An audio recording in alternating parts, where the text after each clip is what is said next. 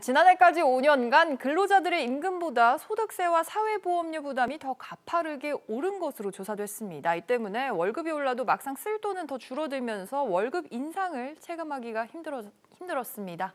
이 소식도 살펴보겠습니다. 전소인 기자, 월급 또 세부담 얼마나 늘었습니까? 네, 전국경제인연합회 산하의 한국경제연구원이 지난 5년간의 고용노동부 데이터를 분석한 결과인데요. 1인 이상 사업체 기준으로 근로자의 월 임금은 약 55만 원이 늘어서 평균 17.6% 증가했는데 근로소득세나 고용보험, 건강보험 같은 사회보험료는 39.4%가 뛰었습니다. 들어오는 월급보다 떼이는 세금과 보험료가 2배 이상 더 뛴 건데요. 자세히 보면 특히 근로소득세가 70.6% 불어났고요. 고용보험료와 건강보험료도 각각 40%대 안팎으로 늘어서 부담이 커졌습니다. 이렇게 크게 뛴 이유가 뭘까요? 네, 가장 큰 원인으로는 2010년 이후로 소득세 과표 구간이 바뀌지 않고 있기 때문인데요. 물가가 오르면서 덩달아 월급이 오른 경우가 많은데 상위 과표 구간으로 적용되면서 세율 또한 자동으로 오른 것입니다. 네.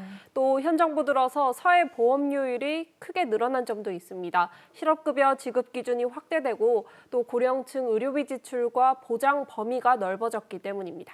그런데 이런 사회보장료뿐만 아닙니다. 최근에 집값 폭등, 이것도 직장인들 부담을 가중시킨 이유 중 하나죠.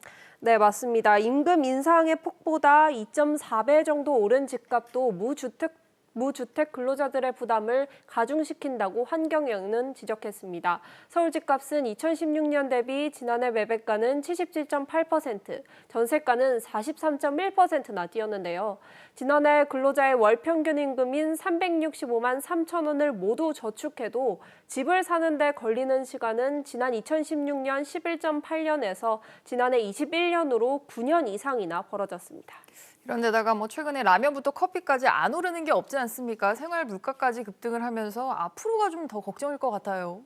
네, 당장 올해부터 또 사회보험료 요율이 올해 또 오를 예정이고요. 여기에 물가도 계속해서 치솟고 있습니다. 통계청이 발표한 지난달 자료를 보면 외식 물가가 5.5% 올라서 약 13년 만에 가장 크게 올랐는데요. 식자재 가격이 고공행진을 하고 있고 최저임금 상승으로 인건비까지 오르면서 물가를 밀어 올리고 있습니다. 한경영은 근로자 부담 완화를 위해서 물가에 따라서 과표 구간이 조정되는 소득세 물가 연동제를 도입해야 한다고 주장했습니다. 네, 이런 의견이 있다는 소식까지 전해드리겠습니다. 전소희 기자 잘 들었습니다.